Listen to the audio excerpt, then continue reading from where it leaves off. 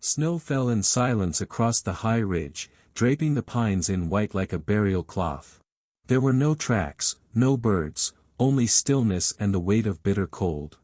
A newborn fawn lay tangled in frozen brush, legs knotted in icy vines, mouth open in a soundless scream carried off by the wind.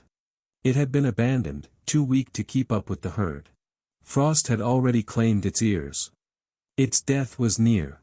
But something else was watching. From the rocks above, golden eyes glowed in the pale light.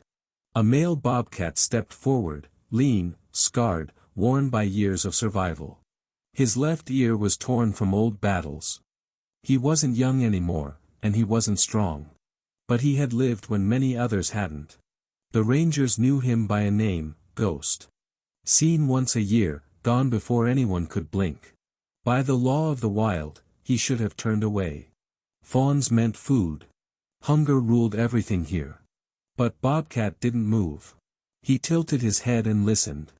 The sound of the cry had changed. It wasn't fear anymore, it was surrender. The fawn had stopped struggling. Its tiny chest barely lifted. Something inside him shifted. Bobcat leapt down, not to kill, but to save. His jaws worked through the frozen vines with slow, careful bites. No growl and no hunger. Just quiet effort until the trap gave way. Then he nudged the fawn gently with his nose, but no response. The air carried danger, wolves, close enough to smell. One wrong breeze, and the pack would come. He had to choose. Bobcat gripped the fawn by the scruff and dragged it through the snow to a shallow cave. He didn't eat.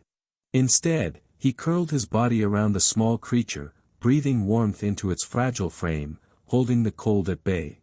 All night he stayed awake, ears twitching at every sound. By morning, the fawn's breathing eased. Its eyes opened.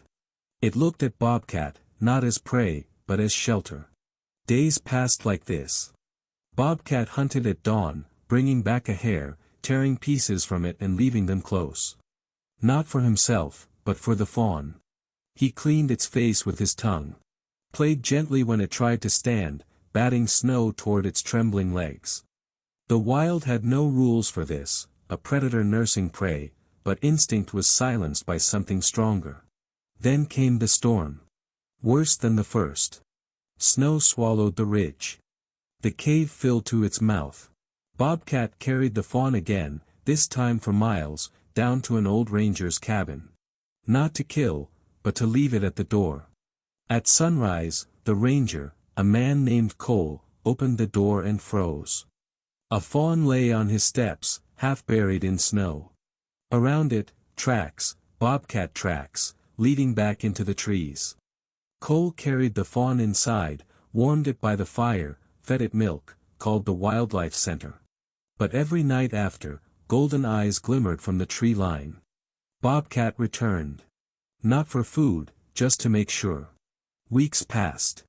The fawn grew strong. They named her Willow.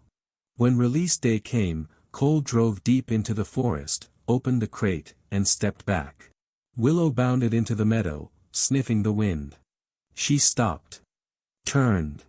And from the tree line, Bobcat appeared. Not hiding. Not afraid.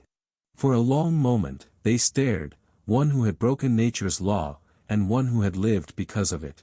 Willow moved first. She touched her nose to his fur. Bobcat licked her ear once, soft as breath. Then he turned and walked away into the trees. Cole never saw him again. But on quiet nights, he leaves a scrap of meat by the door. Just in case. Because some bonds need no words.